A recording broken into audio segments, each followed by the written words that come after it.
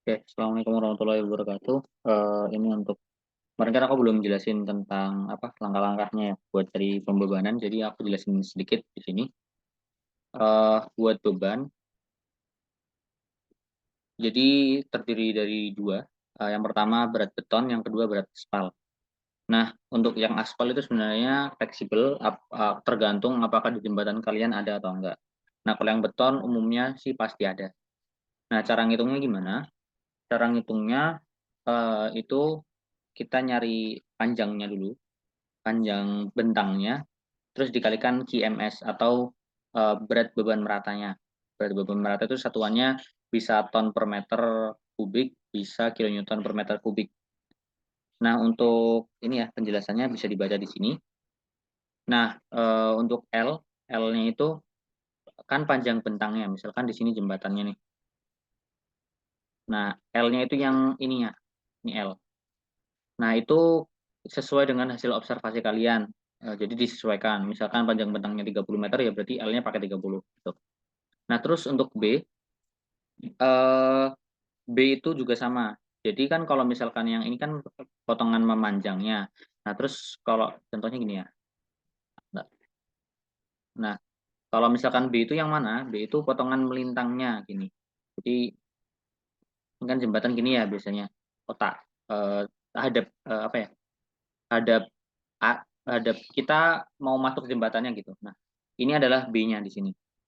Atau biasanya sekitar 7 meteran. 7 sampai 10 meter. Nah, nanti yang di sini tuh yang buat jalan masuk. Jadi biasanya yang ini lajur ke arah lurus atau terus yang ini ke arah belakangnya gitu.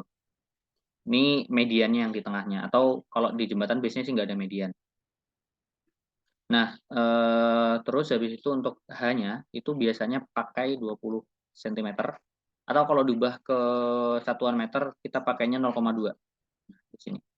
Nah, kalau misalkan teman-teman bisa apa mau effort lebih bisa juga nyari desain teknis. Jadi tulis aja di Google desain teknis jembatan apa gitu.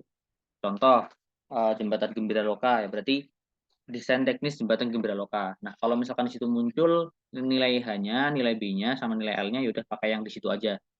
Kalau misalkan nggak ketemu, nah ya udah ditembak aja langsung pakai 0,2 meter. Itu. Nah, terus untuk ini sorry ya, ini maksudnya YC, Y konkret. Nah, untuk Y konkret atau berat jenis dari uh, apa beton, nah itu nilainya itu 23,5 sampai 25,5. Ini udah ada SNI-nya. Nah, tapi umumnya atau standarnya yang dipakai kita itu pakainya 24 kilonewton per meter kubik. Tuh.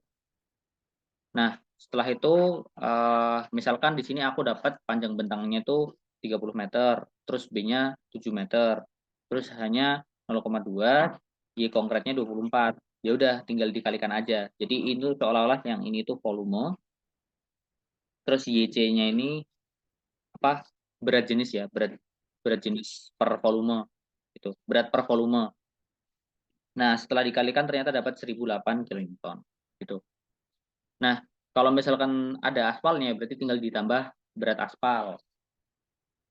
Nah, untuk berat aspal itu rumusnya sebenarnya sama aja kayak tadi. Yang membedakan adalah di ketebalan. Jadi L sama B-nya itu sama kayak tadi.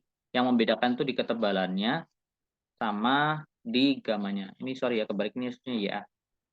Nah, untuk ketebalan kalau yang beton itu kan pakainya 20 cm, kalau aspal itu 5 sampai 10 cm. Nah, kalau misalkan kasusnya kayak tadi ya, misalkan nggak nemu desain teknisnya ya udah ditembak kisaran segini aja. Boleh pakai 0,5 boleh, pakai 0,06 boleh, pakai 0,07 juga boleh. Terserah. Nah, kalau bisa memang apa ya? Setiap orang beda-beda. Jadi biar istilahnya nggak satu kelas tuh seragam semua bebannya gitu. Nah, terus habis itu kalau udah untuk gamma A-nya atau gamma aspal itu juga sama nilainya. Ada ketentuannya itu 22 sampai 23. Itu bisa diasumsikan. Mau 22 boleh, 22,5 boleh, 23 boleh. Oke, terus kalau udah kita hitung, contohnya di sini ya, di sini aku pakai, apa, ketebalannya itu 5 senti, jadi aku pakai 0,05. Nanti kalau mau pakai 0,1 juga boleh. Nah terus untuk apa, gama aspalnya aku pakai 22.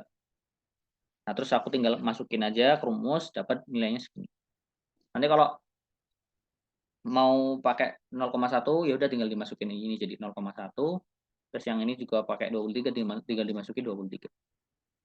Nah terus untuk beban total ya tinggal ditambahin aja, untuk P ultimate ya P akibat aspal sama P akibat aspal.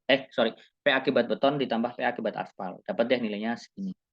Terus kita tempatin contohnya strukturnya gini, kita tempatin aja di tengah, gini. Nah, kasusnya gimana kalau untuk bentar aku gambarin aja sekalian, aku pause dulu.